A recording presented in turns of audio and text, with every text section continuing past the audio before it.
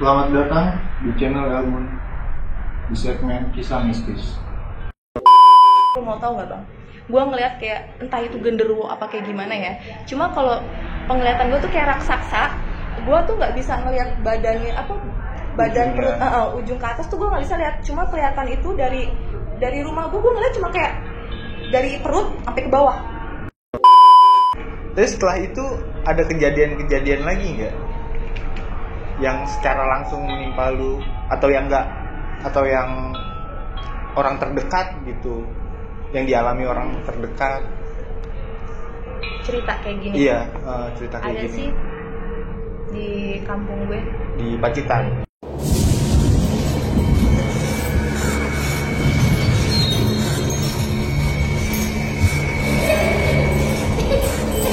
Ya, saudara. Jadi gimana ya? Ini rada susah juga gue ngejelasin bang. Jadi awal mulanya cerita gini, Pak D gue ini kan duda anak satu, Iya.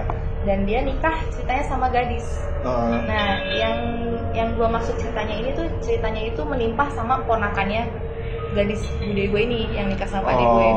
Jadi Kan? saudara jauh ya? Nah, kalau ke gue saudara Iya, jauh, iya. ya itu cerita dia.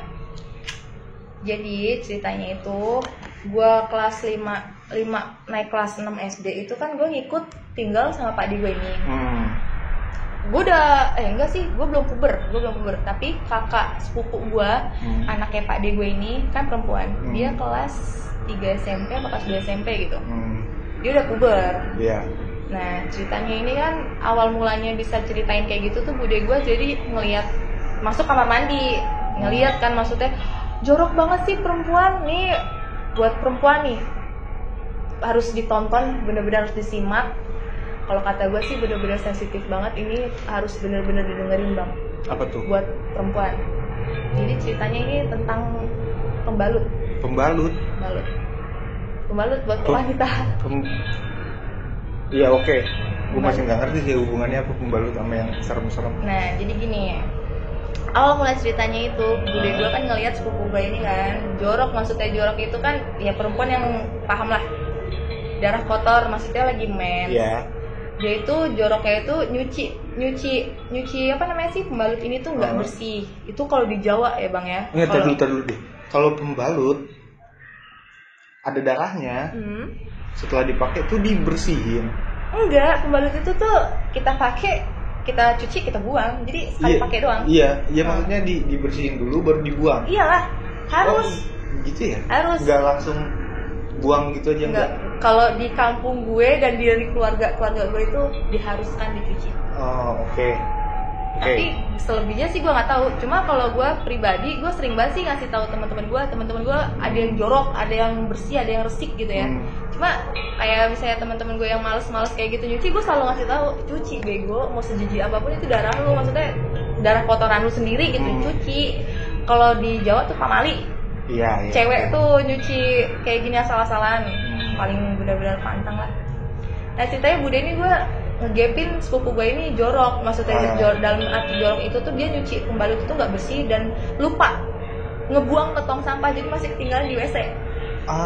Jadi bude gue ngoceh kan, ini siapa ini, gini kata dia kayak gitu. Gue ngomong enggak, Manda belum, emang di situ kan posisi gue masih kelas SD kan, gue belum puber.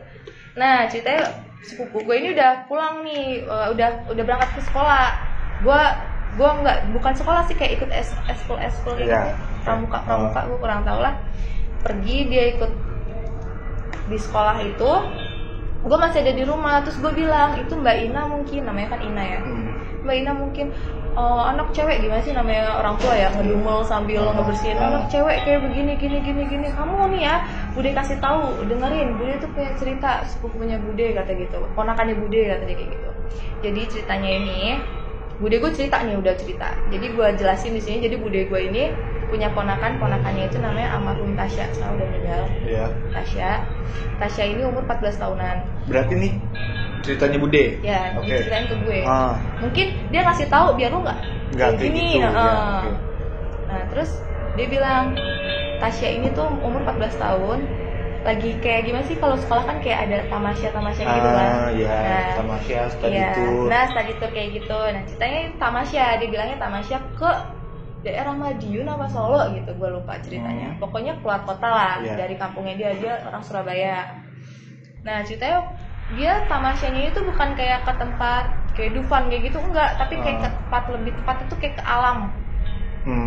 Nah kayak kemah-kemah juga di sana. Nah ceritanya si Tasya ini lagi mens, dan gimana sih namanya di tempat alam kan jarang ada WC umum ya. Itu katanya tuh dia tuh itu juga udah lama juga, tahun berapa gitu, mandi tuh lewat dari air gunung langsung kayak curug gitu yang mancur dari mata air, bener-bener mata air dari gunung.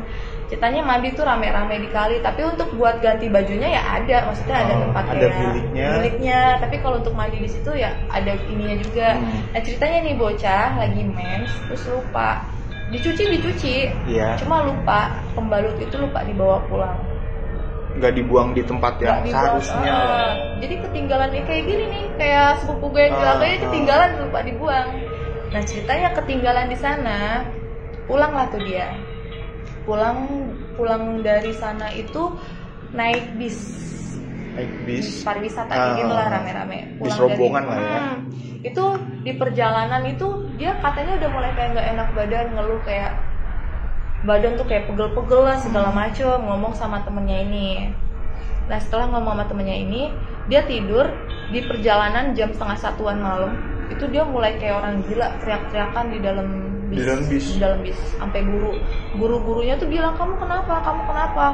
Jadi tuh dia bilang ngasih tahu ke supirnya, Pak pelan-pelan itu di depan tuh ada trek-trekan motor. Jadi dia ngelihat kayak gue gitu, halusinasi kayak gitu. Jadi yang dia lihat itu kayak di depan bis itu tuh rame, motor, geng-geng motor tuh ngelilingin bisnya dia, cowok semua tapi. Jadi apa sih? Padahal itu posisinya bis lagi jalan biasa aja, cuma dia teriak-teriakan di bis, itu bu motor banyak, hati-hati ketabrak nanti, hati-hati ketabrak. Wah mulai nggak bener kan, akhirnya dikasih lah tuh air putih, langsung diem di bis itu, bener-bener diem, nggak ada suara, ngobrol sama temen-temennya apa kayak gimana, nggak ada. Pas sudah nyampe ke sekolahan, kan berhenti di sekolahan kan, berangkat dari sekolahan, pulang dari sekolahan juga, nyampe sekolahan, pulang itu mulai aneh, si almarhum ini mulai aneh. Mau bareng sama siapa, nanti dijemput, ternyata dia dijemput sama bokapnya. Setelah dijemput sama bokapnya pulang ke rumah, si Tasya ini tuh kayak mulai kayak orang aneh, yang biasa hal yang nggak dilakuin tuh kayak dilakuin gitu bang. Bener-bener kayak orang yang berbeda kayak, gitu kayak orang aneh gitu. Terus muka tuh pucet, padahal makan banyak, maksudnya ya aktivitas yang sehari-hari di jalan. Si Tasya ini melakukan hal-hal aneh, ngelakuin hal-hal yang aneh yang seharusnya dia biasa nggak dilakuin tuh dia ngelakuin. Kayak mungkin gini, kayak dia nggak biasa manjat-manjat tapi manjat-manjat gitu loh. Jadi kayak gitu ada beberapa hal yang dilakuin tapi biasa nggak dilakuin, tapi buat aktivitas yang biasa-biasanya tetap dilakuin, tapi ada hal-hal aneh lah di belakang itu. Terus keluarga masih biasa-biasa aja, cuma waktu pas aneh-anehnya tuh pernah bangun malam-malam itu sekitar jam 11-an ke bawah lah ya. Itu katanya nyari sisir, rambut udah dikuncir, bangun tidur tuh nyari sisir, ngetok kamar nyokapnya, minta sisir, padahal di kamar ada sisir, cuma dia mau pakai sisir nyokapnya. Gue merinding. Sama, gue juga merinding. gue aneh ya, maksudnya tengah malam itu ngapain nyari sisir gitu loh, pertanyaan gue ya kan. Setelah dia nyari sisir, dan kenapa harus sisir nyokapnya? Nah makanya itu dia masuk, dia ngambil sisir, pinjem sisir, tapi dengan cara ngomongnya tuh minjem sisir nggak ada kayak, ma pinjem sisir, sisir di mana ya? Jadi nggak ada bahasanya, tapi bahasanya bener-bener baku, pinjem sisir. Nyokapnya aneh dong. Itu loh di laci, di atas laci, diambil tuh sisir di atas laci, diikutin sama nyokapnya. Mau tau nggak apa yang dia lakukan? Dia sisiran, anjing gue merinding banget. Dia sisiran di depan cermin. Rambut, gue merinding. Rambut dikuncir, tapi dia nyisir tuh begini-gini. Jadi kayak seakan-akan dia nyisirin rambutnya. Tapi rambutnya sebenarnya rambut dikuncir. Nyokapnya ngeliat dari belakang. Terus gue merinding banget. Nyokapnya itu kan ngikutin kan, karena aneh ini bocah ngapain malam-malam nyisir, rambut dikuncir nyisir, mau nyisirin siapa, mikirnya begitu. Diikutin lah tuh sama nyokapnya. Pas dia lihat dari belakang, dia masuk ke kamar itu, dia bener-bener kayak di depan cermin tuh sisiran tapi rambut dikuncir. Nyokapnya udah mulai aneh kan, maksudnya bocah ngapa sih, langsung nyalain lampu. Setelah dia nyalain lampu tuh langsung otomatis tuh sisir ditaruh, dia langsung nengok ke belakang, langsung kenapa mah? Kayak nggak terjadi apa-apa. Iya. Dia juga kayak nggak sadar kayak apa yang dia lakuin, ngerti nggak? Iya. Kenapa mah? Kamu tuh ngapain? Nyokapnya langsung kayak gitu. Gue itu dengan cerita bude gue itu kayak nakut-nakutin kali ini. Mungkin gue pikirnya biar gue nggak jorok nih kayak sepupu gue. Gue pikirnya kayak gitu kan. Cuma waktu pas gue dengerin sampai habis itu benar-benar parah sih, pecah banget. Tapi keanehannya itu cukup sampai di situ atau ada lagi? Nggak cuma sampai situ doang. Ada lagi. Setelah dia udah kayak begitu, kenapa mah? Jadi kan kamu ngapain? Kenapa? Jadi kayak orang goblok gitu. Apaan sih? Kenapa? Kamu ngapain malam-malam ke kamar mama minta sisir? Terus sisiran udah jelas-jelas kamu rambut tuh dikuncir. Terus mama ngigo kali ke kamar mandi. Setelah kamar mandi langsung tidur. Paginya mungkin nyokapnya heboh kali ya. Iya. Cerita lah tuh sama keluarganya, sama emas-emasnya, sama mbak-mbaknya, sama bokapnya. Mungkin cerita, ditanya lah tuh.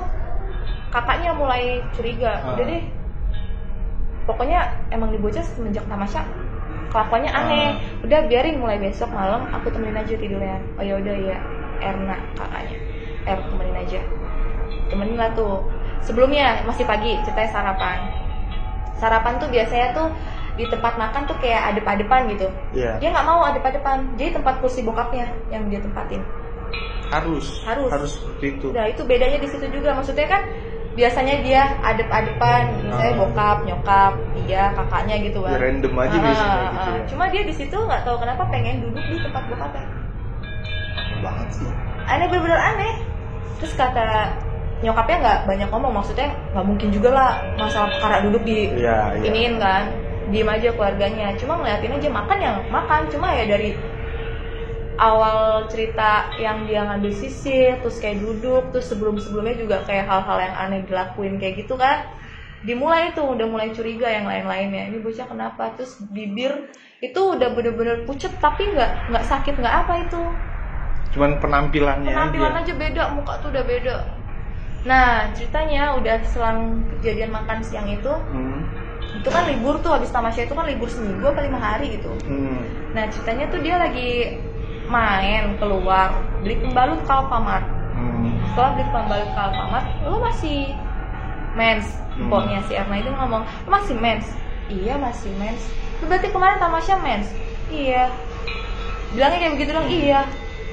Terus lo bawa? Ketinggalan kak. Dia kayak gitu. Ada ketinggalan 1, cuma yang lainnya gue bawa. Kata dia.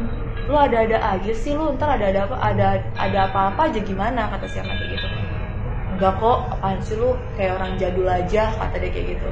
Setelah kayak begitu malamnya nih bang, ceritanya udah biasa aja tuh, maksudnya udah pada sibuk dengan dirinya sendiri. Malam nih tidur nih si Erna ini kan udah mau janji mau nemenin kan, udah Erna tidur aja masih almarhum ya udah ya. Tidur nih berdua, itu si Erna mau gimana sih? Ketakutan, mau jerit nggak bisa, mau teriak nggak bisa. Jadi lagi tidur, tumben-tumbenan pala tuh dilus-elus bang sama dia. Sama Tasya. Jadi dia juga, maksudnya tidur berdua, gimana sih tidur berdua, udah bener-bener pules. Kerasa lah dia tangan tuh digini, palanya tuh dielus-elus kayak gitu. Si Erna melek posisi mantatin dia. Jadi si Tasya madep ke belakangnya dia, si Erna mantatin dia. Tuh Erna madep ke depan, ngerasa kayak dilus-elus palanya.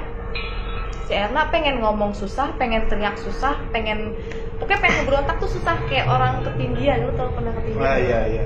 Jadi susah bergerak, susah ngomong, susah teriak kan? Apa sih bahasanya? Rep-repan. Rep-repan, tindihan kayak begitu. Setelah si Erna katanya nyebut Al-Fatihah apa surat-surat, pokoknya dia baca-baca kayak begitu. Pas udah bisa ngomong itu dia langsung ngadep ke Tasya. Tapi posisi Tasya tuh lagi tidur tapi bang bener-bener posisi dia, maksudnya mukanya tuh madep dia gitu. Tapi nggak ngapa-ngapain, bener-bener pules. Si lulusan itu entah siapa dong? Nggak ngerti gue, tapi dia ngerasa kayak dilus-elus dari belakang.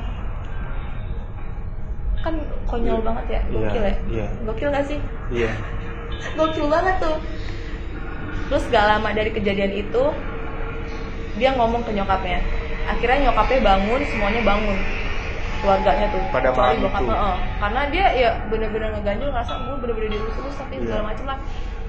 Kamar itu dinyalain, lampu tuh dia ngomel, aku nggak suka terang lah, matiin kata dia kayak gitu. Nah di situ diturutin, dimatiin lah tuh. Mulailah tuh kejang-kejang. Tasya kejang-kejang kayak step kayak gue gitu, step. Sampai dikasih sendok mulutnya, tapi dilepeh sama dia. Langsung di situ demamnya tinggi. Langsung dibawa ke dokter. Ya dibilang dokter kayak gejala tipes. Si dokter bilangnya gejala tipes. Ini bocah sakit tipes. Jadi bahasa gue aja lah ya. Kalau bahasa dokter kan baku banget. Ini bocah sakit tipes ini, kata dia kayak gitu kan. Udah nih dikasih lah resep dokter, dikasih obat segala macam. Udah bu, ini 2 kali sehari obat ini rutin, kata dia gitu. Oh ya udah ya. Udah tuh balik ke rumah. Bocah itu mulai kayak aneh, kayak nyanyi tiap malam nggak jelas lah. Pokoknya setiap orang tidur dari situ. Terus habis kayak gitu panas menggigil, sampai rambut rontok-rontok. Rontok bang. Nah jadi nyokapnya juga kan mikirnya tipes, masuk akal dong. Iya. Panas tinggi, rontok, masuk akal. Jadi nyokapnya, aduh ini parah banget ini, terus kudu kemana? Sampai dokter juga ngomong ini demam biasa, ini tipes segala macem. Adalah nih ceritanya bapaknya netting yang bilang ke hal-hal mistis. Ini kayaknya bukan sakit ini, katanya. Coba deh ditelepon atau orang pinter lah ya. Gue nggak tahu orang pinternya orang mana. Tapi ditelepon, ditanya kan segala macam. Dia bilang kan bisa Tasya. Empoknya cerita nih, Ma Tasya tuh bilang sama aku dia tuh lagi main segala macam gini. Jadi sebelum bapaknya dengar ceritanya Erna, dukun itu yang udah tahu duluan. Udah diomongin duluan sama si orang pinter itu. Iya. Nah setelah bapaknya tahu cerita dukun, si Erna ini baru cerita, wah bener berarti apa yang diomongin sama si dukun ini. Berarti nih omongan si orang pinter ini bisa dipercaya nih. Iya, katanya masalah nih bocah ngebuang kotoran, bahasanya ngebuang kotoran. Dia ninggalin kotoran di tempat itu. Nah setelah dia ngomong kayak gitu, empoknya juga ngomong kayak gitu, langsung dong buang. Wah berarti bener nih, gara-gara itu diikutin cewek Kunti. Sampai rumahnya jadi ngikutinnya, jadi nyedot sampai berhari-hari. Iya, berhari-hari. Jadi diminta solusi, maksudnya ini gimana Pak biar sembuh. Kalau mau cepet, maksudnya biar cepet ini datang ke tempat yang itu, dicari lah tuh kotoran sampai ketemu, bawa pulang, minta maaf lah di sana, bawa pulang, kubur tuh kotoran, buang jauh-jauh, kata dia kayak gitu. Cuci yang bersih. Dan mereka menuruti hal itu. Bener langsung jalan kemana kan sebelumnya kan nanya ke guru juga lokasinya di mana ke sini. Dia tapi bokap sama mas-masnya doang kalau nggak salah deh. Erna itu nggak ikut sama nyokapnya, sama abangnya yang satunya lagi. Jadi waktu pas keluarganya di sana itu badan udah kurus bener-bener krempeng, tinggal tulang doang bang, kayak tengkorak hidup tau nggak sih lo? Terus rambut udah rontok-rontok. Terus muka udah pucet. Ternyata dia kurus kelontang kayak gitu bukan karena penyakitnya dia. Jadi si cewek Kunti ini tuh minum darahnya dia dari pembalut itu, nyedot. Gila gak sih? Makanya gue pernah, maksudnya ngasih tahu nih buat cewek-cewek yang di luar sana, kalau lagi mens itu kudu bener-bener hati-hati banget. Iya nggak sih bang? Iya kan. Kalau di jalan pergi-pergian, kalau kata gue, maksud gue tuh bukannya jorok dibawa-bawa, masa iya sih? Ya kalau buat orang-orang yang percaya hal itu ya gitu ya, lebih baik bawa pulang, bersihin, mending buang di tempat kita sendiri gitu daripada harus dibuang di luar. Oke, mungkin boleh kita lagi di luar, maksudnya kayak pergi-pergian keluar kota terus kita di toilet umum, boleh dibuang asal yang bersih gitu loh. Ya, yang nggak perlu ngambil resiko juga kan sebenarnya. Iya sih, kayak gitu sih. Tapi akhirnya si Tasya sembuh atau baik-baik aja akhirnya? Nggak bisa diselamatin, meninggal sana. Kan gue bilang almarhum. Sampai akhirnya meninggal karena hal itu. Oh gila sih. Makanya gue pas denger cerita bude gue kayak gitu, meninggal almarhum dan nggak ditemuin pembalutnya. Nggak ditemuin. Gokil ya. Sampai bener-bener Seriusan, meninggal. Itu tahun berapa ya? Gue lupa sih bude gue cerita itu. Mungkin kalau diceritain sekarang Tasya itu udah nikah mungkin, udah punya anak. Posisinya gue kelas 5 SD ya, 5 SD dia udah 14 tahun. Dan itu juga bude gue cerita itu posisinya tahun kapan tahu itu ceritain. Iya. Makanya ya semoga aja Tasya di sana dapat tempat yang baik deh. Kayak buat cewek bener-bener hati-hati banget. Kalau resikonya besar ya. Resikonya besar ternyata ya. Iyalah bang, gila lo. Tahu sendiri Kunti demen banget sama yang kayak begitu-gituan. Amis sedikit aja dikejar sama dia. Cuma kalau dari keluarga gue emang pantang banget mens buat sembarangan tuh. Semoga nggak ada yang kayak gitu lagi sih. Iya sih.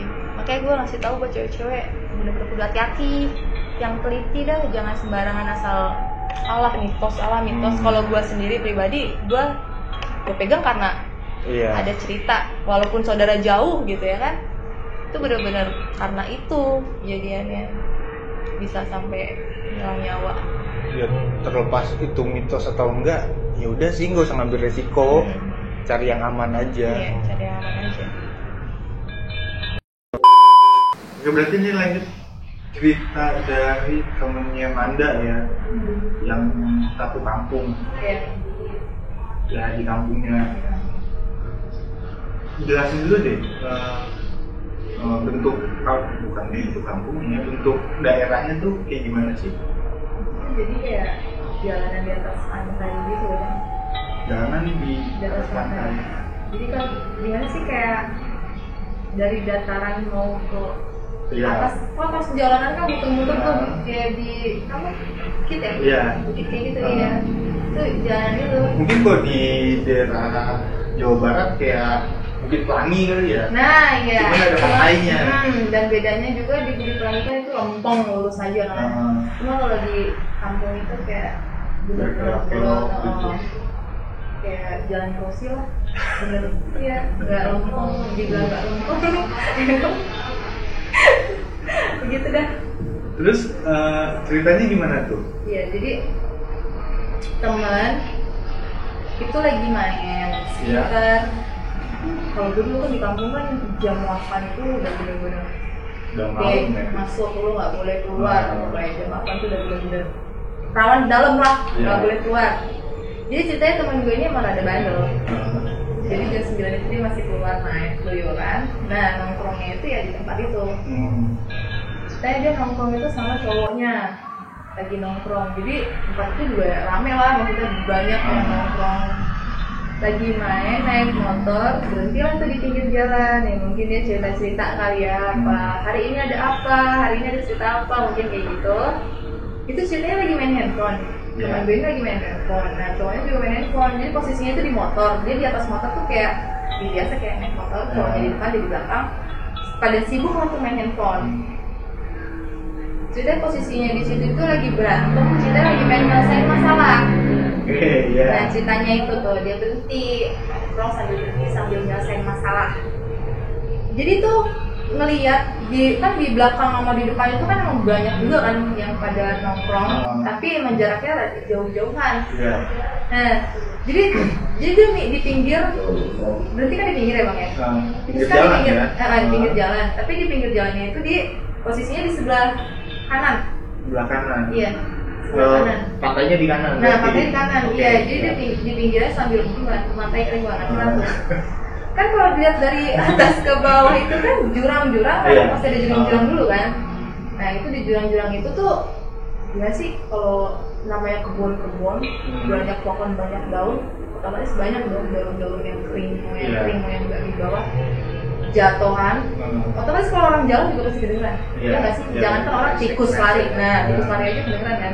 Nah, ceritanya si cewek ini, temen gue ini main handphone, itu ngeliat kayak jalan di belakang, tapi posisinya tuh di bawah. Kedengeran kan? Itu kayak ada yang jalan, cuma dilihat mungkin di perasaan tadi yang gue maksud tikus kali, kucing kali. Masih dibiasain aja, dibodoh-amatin. Kan itu kan tempatnya gelap, nggak ada penerangan lah. Buat lampu jalan itu juga nggak ada bang. Berarti benar-benar gelap, benar-benar gelap. Jadi sekalinya terang pun mungkin cahaya dari bulan. Terus kalau enggak orang lewat jalan malam kayak gitu doang. Lampu jalan itu mati, nggak ada satupun dari itu ke ujung. Jadi si temen lu ini tuh ngedenger aja kah atau? Ngedenger dulu nih, pertamanya ngedenger kayak suara jalan, masih dihiraukan. Cuma makin kesini gimana sih kalau kita sendiri juga ngerasain lagi duduk terus kayak ada orang jalan ngedeket kan masih kerasa juga kan nggak ada orang jalan nih. Itu dia mulai ngerasa tuh, maksudnya udah berapa kali dengar ada orang jalan masih dihirauin, maksudnya udah amat mungkin kucing, tikus atau siapa kayak udah amat lah. Cuma makin sini kok kayak suara langkah kaki di gimana sih kayak di daun-daun itu tuh kayak makin deket gitu. Pas dilihat itu tuh kayak orang sekelibutan gak sih kita kalau ngeliat orang sekelibutan bayangan hitam doang. Langsung lah tuh ngomong kan sama cowoknya, ayo pergi dari sini kata dia gitu kan.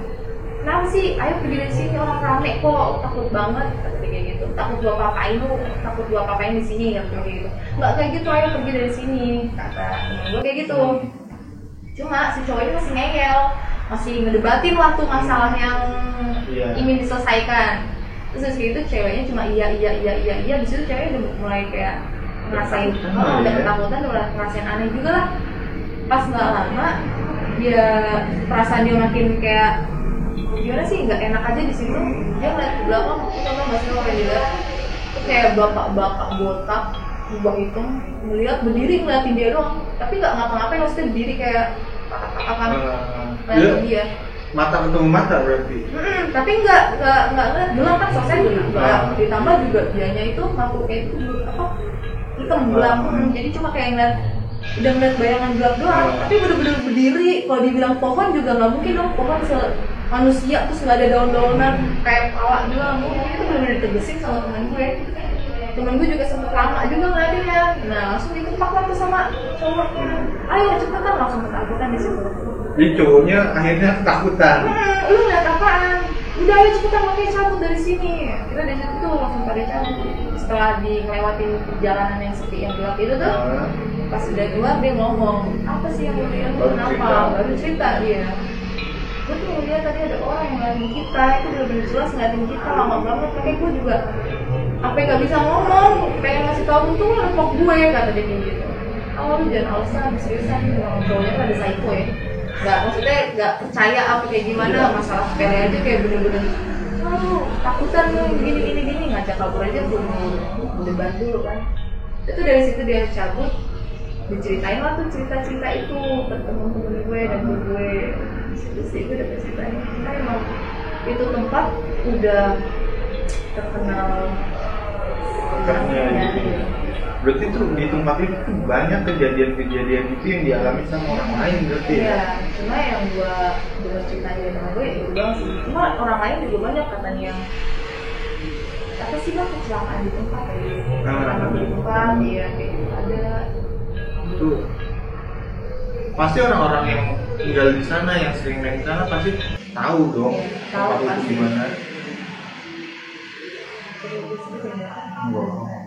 Pasti tahu, pokoknya bener-bener mungkin nih temen gue yang melihat gue di sini tahu nih, mungkin gue ceritain dia. Tapi nggak apa-apa kan? Nggak apa-apa kan? Tapi gue nggak sebut sama dia juga. Cowoknya yang gila itu juga gue sebutin namanya. Ya sadar aja lah, jangan sama cowok gila. Iya. Oke, buat episode kali ini cukup sampai sini dulu. Nanti kita bakal ketemu lagi sama narasumber lainnya, atau dengan Manda lagi dengan cerita-cerita barunya. Tapi jangan bosan nih lihat gue mulu. Santai. Sampai sini dulu. Dadah. Bye.